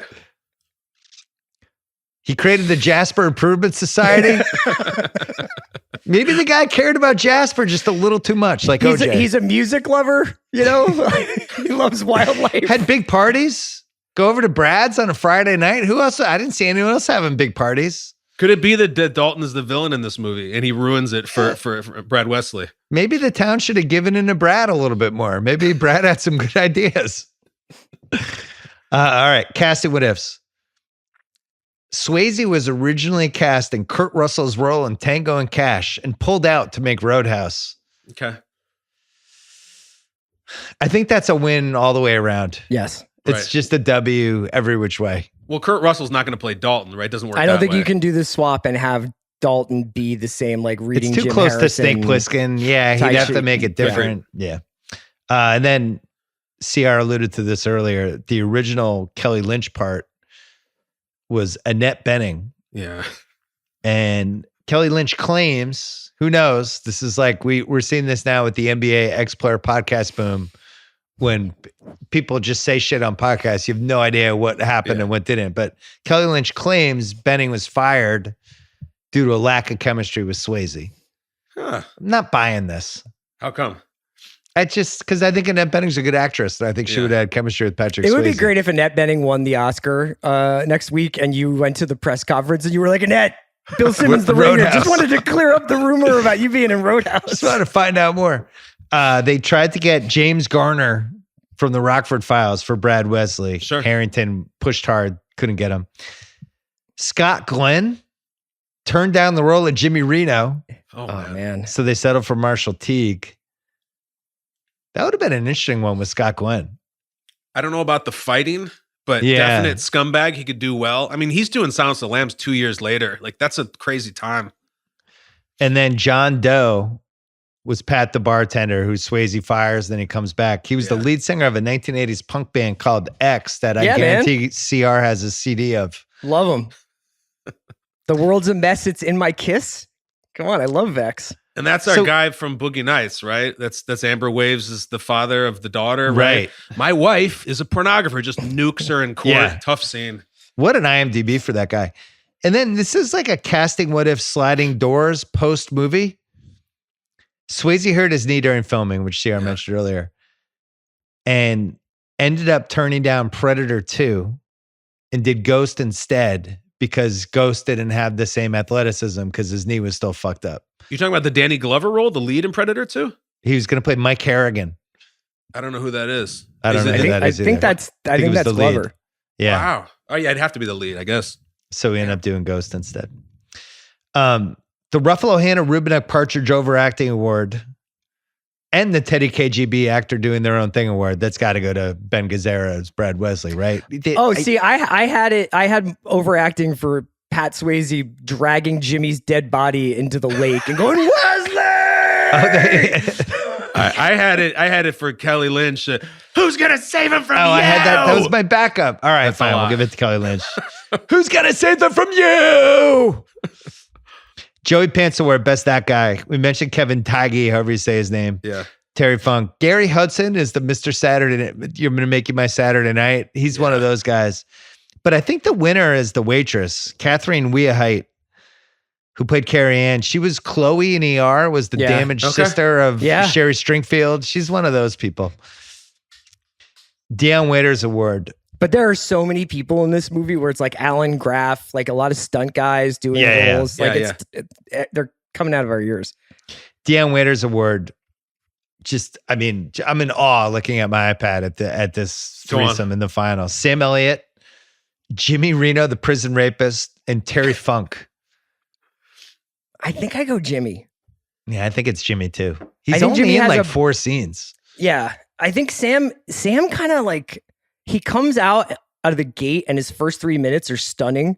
That's amazing. And then he kind of is, I think got kind of chopped up and out of the movie with the like, you wait here for me at the bar. Wait, I've come back. And like, how do we not see Wade Elliott's death scene? Like, that's fucking crazy. Or Terry Funk's death scene. I know.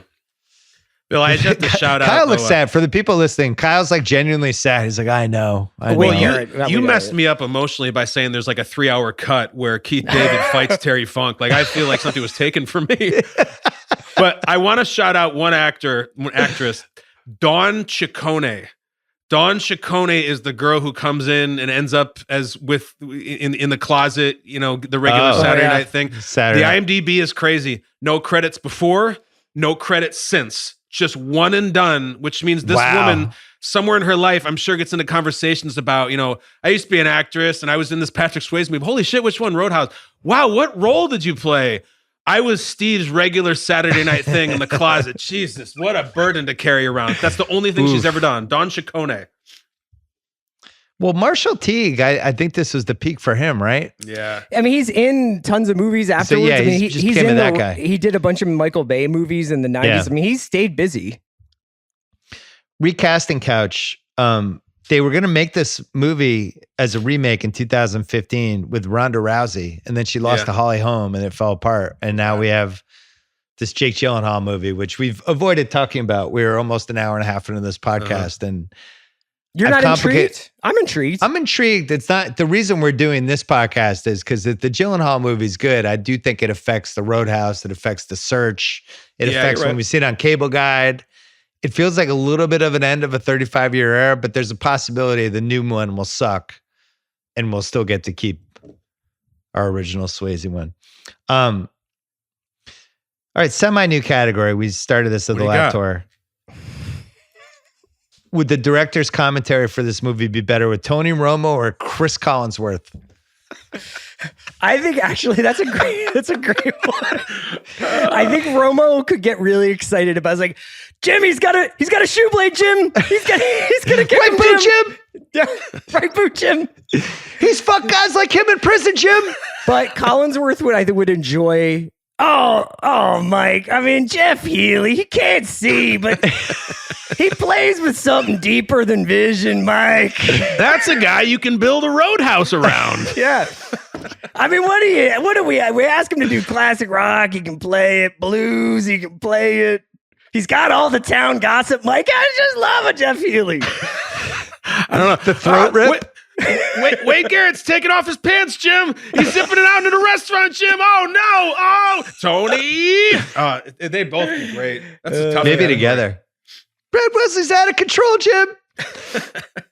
Half-ass internet research. Marshall Teague told a story that he took his mom to the premiere and the fight with Dalton happens. And he said, I used to fuck guys like you in prison. And his mother jumped up and proudly shouted, that's my boy. Yeah. I don't know why you'd make that up.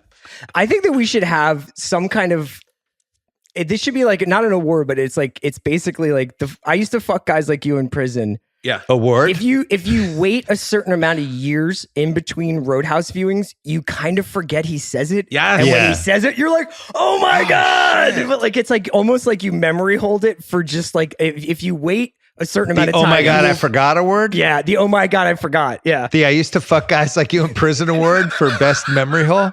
All right. We'll workshop it. Holy shit. That's great. All the actors did their own stunts. Sam Elliott said, I fucking got the shit kicked out of me for the entire film. They're all trained by Benny the Jet Arcades, who has 9 black belts, and he was convinced that Swayze could have been a competitive kickboxer. It really seems like Swayze was a great athlete. Hell yeah, he was. You could feel in the outsiders too. He just seemed like, Bill, he was alpha. a very good high school quarterback and had a knee injury. I know we talked about him getting his knee drained. That's an old football injury, and apparently he was great. I have a comp on him. I think he was kind of like a Jake Plummer scrambler, a little bit like skinny, a Rich Gannon, Jake Plummer? Oh, Yeah. Big moxie, out of the pocket, accurate passer, not as big, but Rich Gannon, Jake Plummer adjacent, yeah. I mean, we have to say it. Like, Go on. incredibly disappointing he never made a football movie. Yeah, he did hockey. And I guess he did the beach football and Point Break's as close as we get. That's true. Yeah, but he gets cooked by Utah. Utah just reads the coverage. Couldn't he have been the Dennis Quaid Any Given Sunday role, maybe? Oh, that's interesting. Yeah, that was 99, I think. Yeah, he could have done that. Maybe. The monster truck used was a Bigfoot number 7, which was built for the film, and the scene cost $500,000. CR. Barbara Walters interviewed Swayze in January 2009, and he acknowledged that when he got sick and he eventually died, he thought it had to do with the drinking and the heavy cigarette smoking. He said he was up to 60 cigarettes a day. Yeah. Which is... We joke, but that is... 3 packs? It's tragic. Yeah. I mean, like... It's not crazy. Like my mom's dad, I think, was 5 packs a day, which is 100. Needs to say he didn't make it very long, but 60 a day is tough. Yeah, and they're Marlboro Reds, and man, I mean, like it's a cool smoking movie, you know what I mean? But like it is sad to see. It does feel like Kyle. It does feel like he's throwing smoking back darts in every scene. They're like, "Hey, do you want to use the clove ones that we made?" No, I'm good. Well, you guys are always cooking with smoking on the show, so I would leave that to you. It strikes me as weird as What's Age the Worst is that Dalton is like this guy who's in touch with mind, body, and soul. He doesn't fly. He drinks coffee at the bar, and yet he's having a cigarette within 15 seconds of getting out of bed. Like he's obviously and they're Marlboro Reds too. It doesn't jive with what his character's like. I think it's also, but like I wonder whether or not it's like one of those things where it's like he's in so much like deep arthritic pain all the time, and like he's just like, I've got a couple of my demons and I got to feed him. He's an unbelievable Hall of Fame movie smoker. There's a couple things he does, like the way he gets rid of the cigarette with the flick, which is like, oh, you're like a hardcore smoker. There's scenes where you don't even realize he's smoking and just smoke's drifting up. Yeah, huge and clouds. You're like, what's that smoke? Oh, Dalton's having another heater. The make and model and color of Dalton's car, silver light blue 1986 Mercedes-Benz SEC 560, a C126. And then the Double Deuce and Red's auto parts did not exist. They were built on site. Apex Mountain. Swayze, no, because this movie was a slow burn. But I think it's Ghost, Point This Break, era. Roadhouse coming on as a rental era. So we're a year away from it. Sam Elliott? Is it Mask? I mean, it legit might be low-key 1883. Just he's incredible in it, and I know a lot of people saw you're right. it. It might be 1883. Movie bouncers? It's got to be yes, absolutely. Right? Movie coolers as well, and coolers. Jeff Healey, I'm going to say yes. Hell yes. Let's just give it up for Jeff he Healey was like for a 42. fucking second. God damn, he's the most underrated, talented musician of all time. He's a blind guy who plays guitar with it on his lap. It's unbelievable. I was going to say Apex Mountain era, so I'm being a little bit generous with the time frame, but white blues guitar players like Steve Vai. Oh yeah. I like it. That was a big thing in like the mid to late 80s. Yeah. Kelly Lynch, it's somewhere around here. I think we're there. Terry Funk, I'm going to go early 80s when he was really Wrestling. like one of the great wrestling villains of that whole era. Ben Gazzara, he won 2 Emmys. Now, I'd be interested to see, maybe belatedly this became the Apex Mountain. It's probably the thing he gets recognized for the most. Definitely. I don't think there's a lot of big John Cassavetes fans with in 2024, but there's a lot I think of Roadhouse they're fans. big fans, but I think that a lot of people have seen Roadhouse. Yeah. Would you go Apex Mountain for Sam Elliott's pubes, or is there another situation? I hope There's it's no yet to come. 1883 pubes going. So No, maybe next season. Throat rip kills, no question. You can name it the Dalton. Action movie star names. Just name him Dalton. But then his best friend's going to come in, Wade Garrett. Yeah. And they have to fight Jimmy Reno and Brad Wesley. Great names. Can I interest you in Mason Storm and his Sonny Storm, which is the name doesn't even fucking make sense? There's some good ones. It's true. Swayze's late 80s Yarmir Yager hockey hair. That's great. I think Yager had the best. Mullets? Yeah, those male like hockey, they look great with the hockey helmets. Prison sodomy threats, no question. This is the apex. And then Tai Chi outdoors, definitely. Any other Apex Mountain? What do you got, Chris? No, I mean, I had Healy, I had mullets. Yeah. So yeah, Bill covered a lot. I had coin tosses to determine a death. And then I looked at that's good. I looked at Anton Chigurh at the counter saying you got to make a call, but the Wade Garrett one did come first. Is this Apex Mountain? The Coen brothers ripped off Brad Wesley? I was circling around it. They might have stood on some shoulders there. Honestly, would not put it past Cormac McCarthy to have seen that. To see Roadhouse and be like, yeah, I'll put that in there. Do we call this Apex Mountain for sticking with your car despite all things going wrong with it? Stop sign going through the windshield. Knife tires, just constantly taking it to reds and just being like, man, let's see if we can get some spark plugs in this thing. My last one was action movies. Just 1989. I think this was Apex Mountain. I think we're doing the best right now. Terminator 2's coming. We still have all of our heroes are still in their primes, or we have this new batch of heroes. It's like the old generation, new generation is colliding. I don't think it got better than this.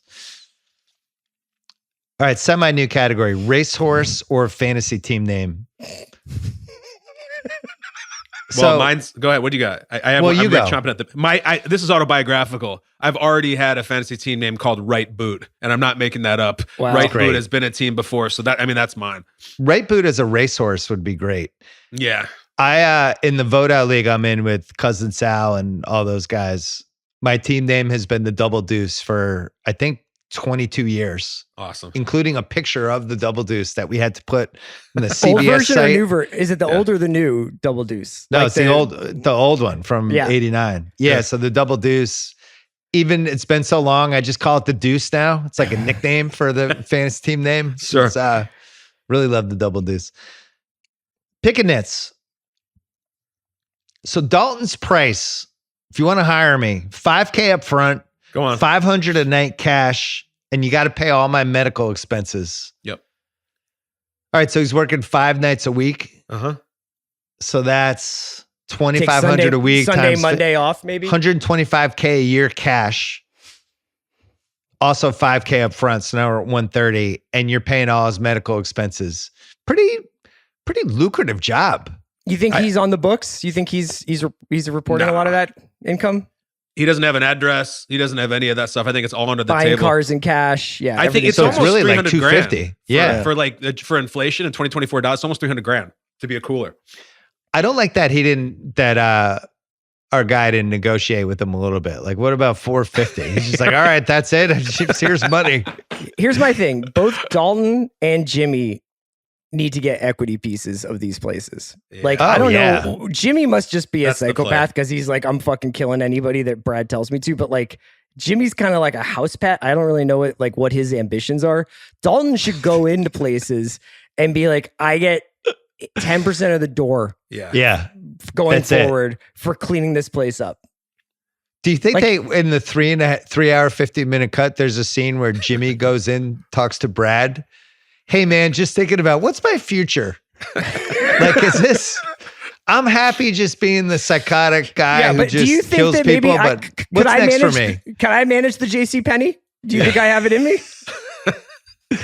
Wait, any other development plans? What can I take over and make mine? It's like remember when Brady was going to go with the Dolphins and he wanted to have ownership if he was going to be a Dolphin? Like, you got to have a piece of it at some point. Yeah. I don't know if Jimmy was thinking that way.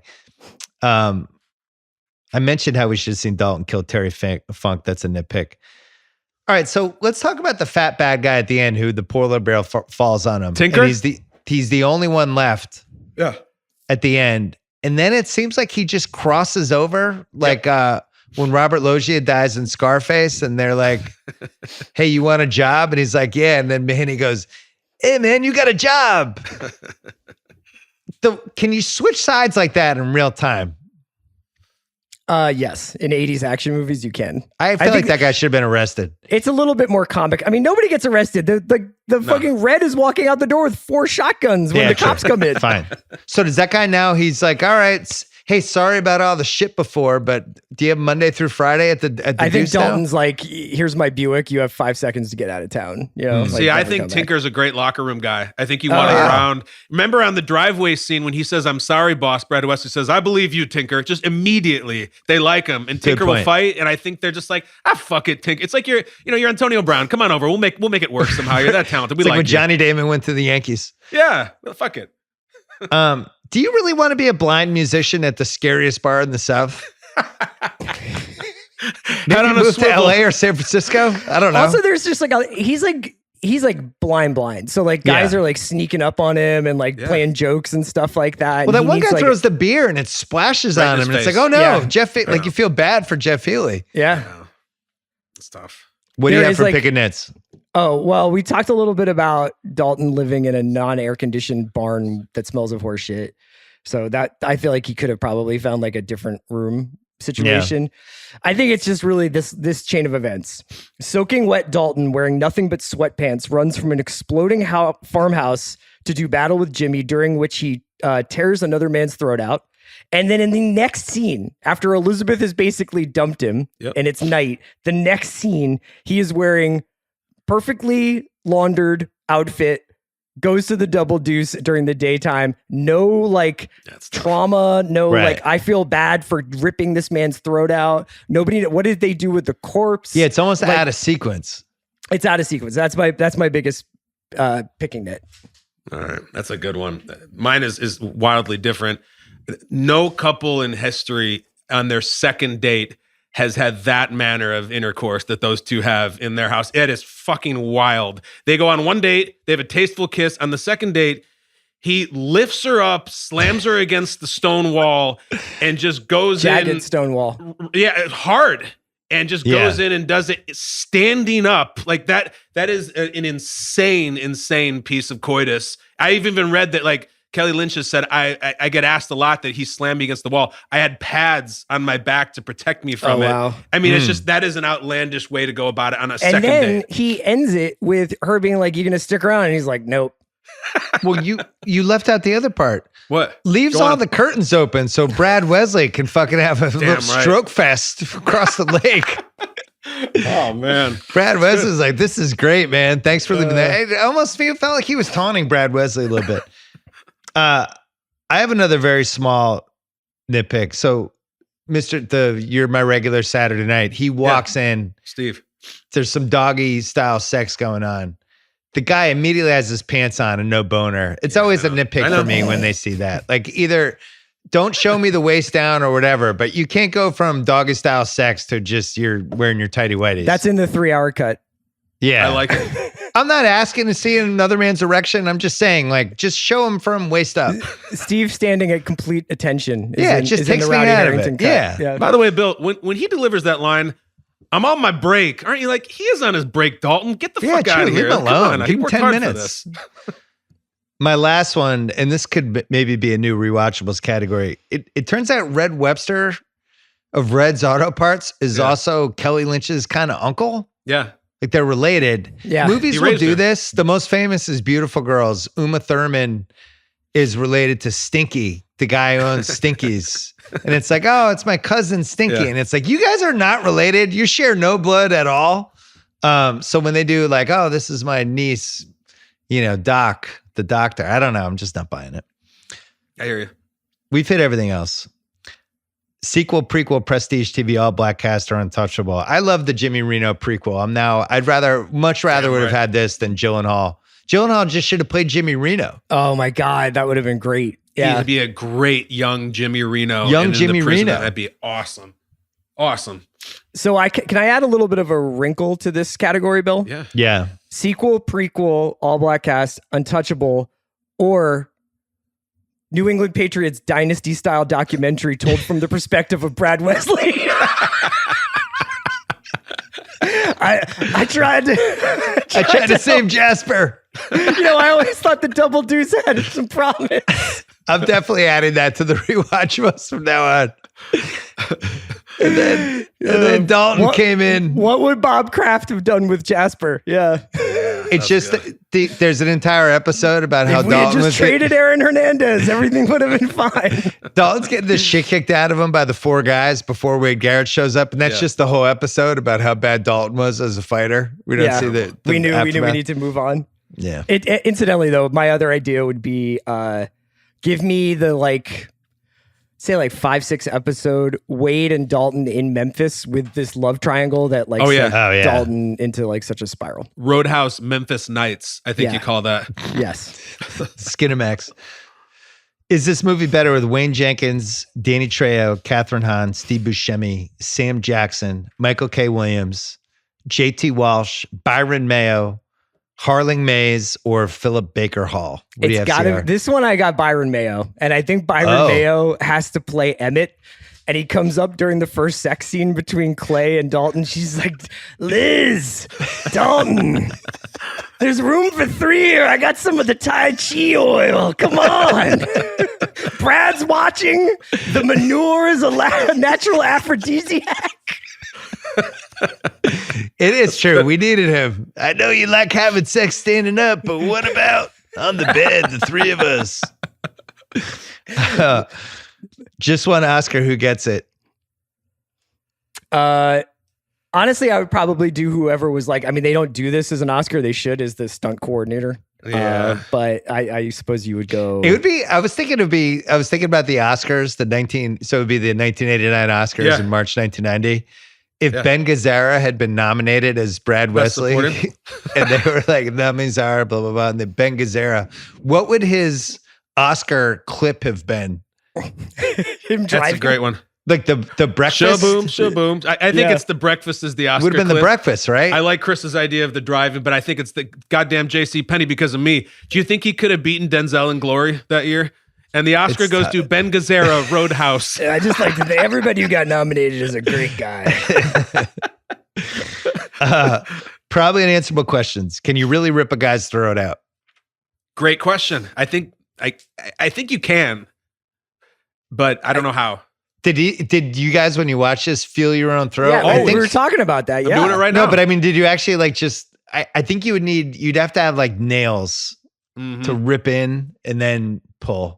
I don't think it's possible. It's like it's a really Bruce not one Lee of those thing. things you can practice. Yeah. Yeah, you got to really go after it. Were there parts of town that Brad Wesley didn't terrorize? Was anything hands off? Was the hospital, probably because she worked there. Hospital? Was there a barber shop where it's I like Gary? Yeah. Right.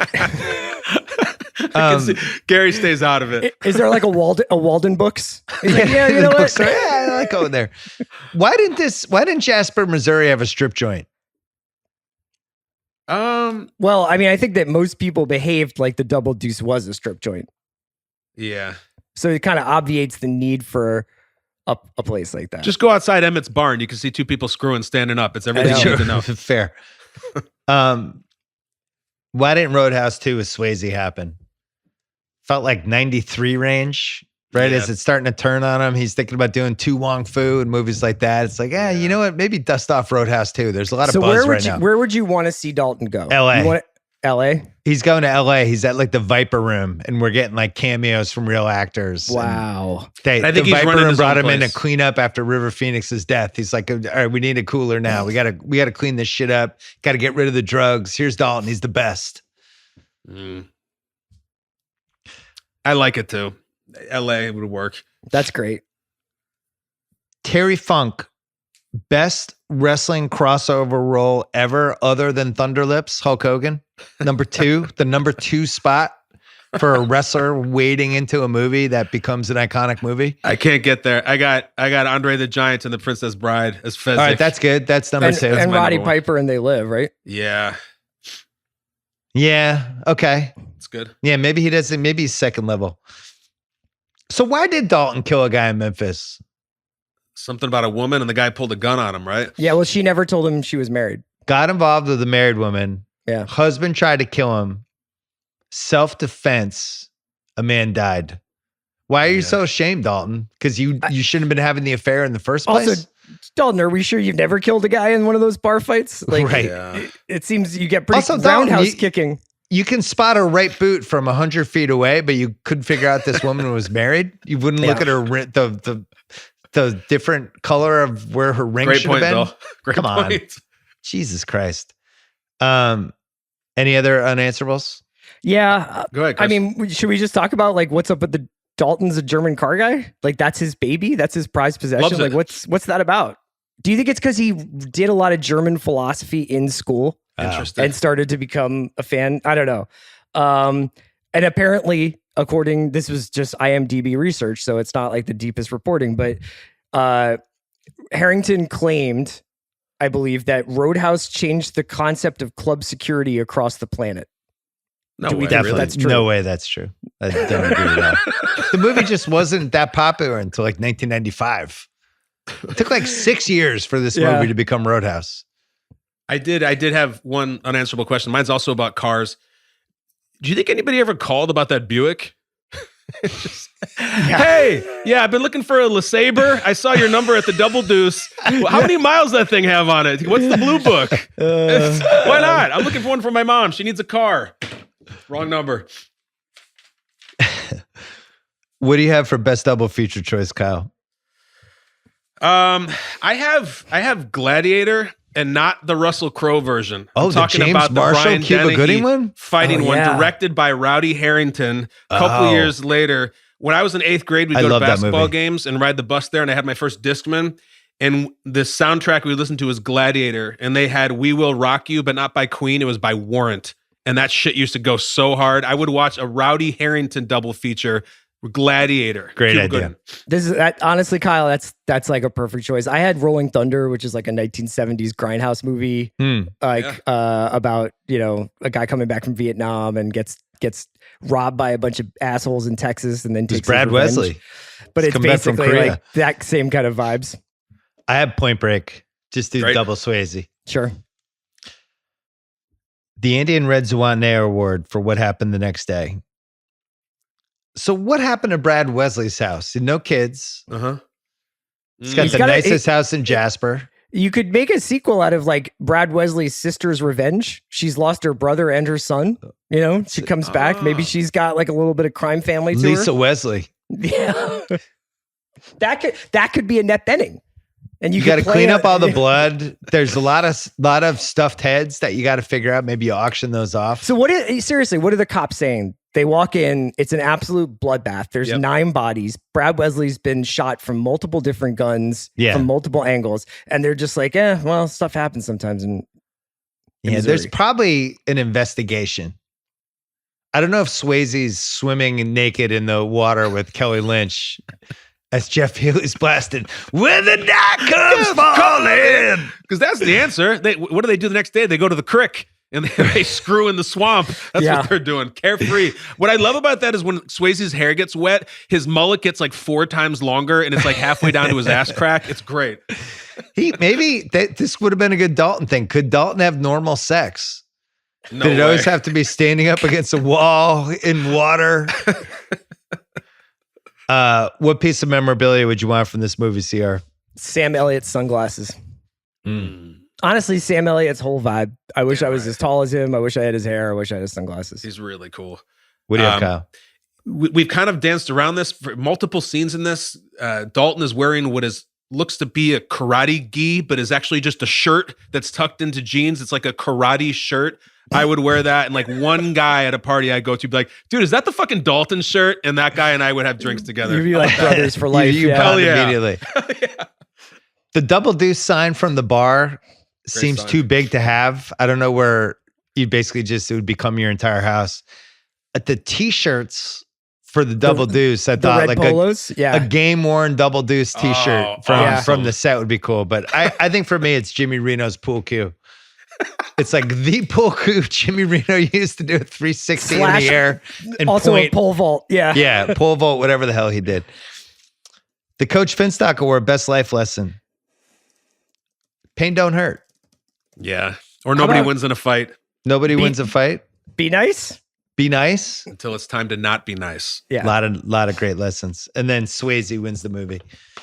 Well, it's time. Producer All right. Craig's going to come in. Come on, I Craig. can't So wait. excited for this. I'm on Me pins and too. needles. By the way, this movie's older than Craig. Yeah. He had never seen it. Did you have my any hopes were high. expectations? I mean, I knew it was a classic. I had high expectations, and let me tell you something, boys. It met them. I watched this on at like noon on a Sunday with Liz.